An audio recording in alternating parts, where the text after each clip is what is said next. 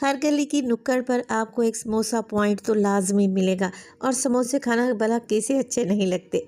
मगर आज जो समोसे की रेसिपी मैं आप लोगों से शेयर कर रही हूँ ना, मैं आपको दावे से कहती हूँ ऐसे समोसे शायद ही आप लोगों ने पहले बनाए हो।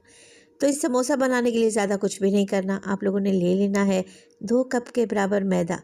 फिर इसमें डाल दें 2 टेबलस्पून के करीब सूजी, 2 से 3 चुटकी अजवाइन। इसके अलावा 4 टेबलस्पून में इसमें कुकिंग ऑयल भी शामिल करूँगी। नमक डाल दें हस्बे ज़ायक़ा, मैं 1 टीस्पून डाल रही हूँ।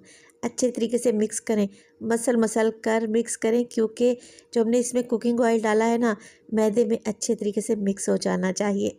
फिर इसमें पानी डालें और एक टाइट सी डो लगा कर रेडी कर लें। अगर डो नरम हुई तो फिर समोसों की शेप नहीं बनेगी, इस बात का ध्यान रखें। तो टाइट सी डो लगाएं और कवर लगाकर इसे 15 मिनट के लिए रेस्ट पर रख दें। तो आज मैं बनाने जा रही हूँ लच्छा समोसा। लच्छे पराठे तो बहुत बार बनाए होंगे, एक दफ़ा ये लच्छा समोसा बना कर देखें। तो 2 टेबलस्पून कुकिंग ऑयल में मैंने डाल दिए हैं मिर्च मसाले, जिसमें साबित सफ़ेद ज़ीरा, नमक, कुटी मिर्च, लाल मिर्च का पाउडर, हल्दी और धनिया पाउडर है। मिक्स करें, मसालों को भूनें और फिर इसमें डाल दें उबले हुए आलू, जिसे मैंने ग्रेट करके रखा हुआ था, यानी कि अच्छे तरीके से मैश कर लिया था। मसाले में आलू को मिक्स करें, आखिर में डालें चाट मसाला और आलू को ठंडा होने दें।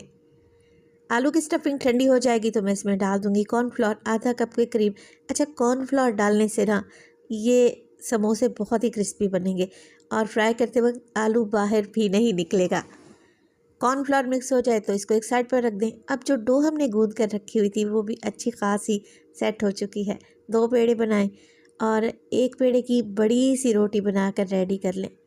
किनारों को मैं हल्का हल्का सा काट लूँगी और एक स्क्वायर पीस निकाल कर रेडी कर लूँगी। अब हमने इस पर लगानी है आलू की स्टफिंग। तो चम्मच की बैग की मदद से स्टफिंग को पूरी रोटी पर फैला दें।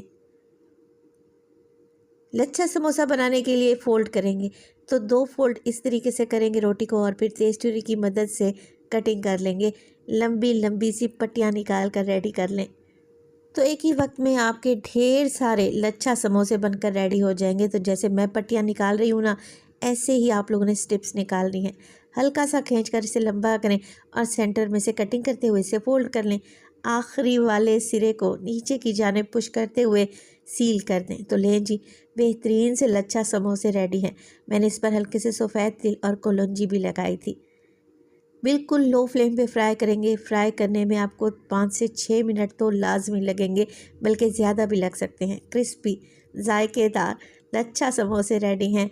हरी चटनी के साथ सर्व करें, लग रहे हैं ना टेस्टी।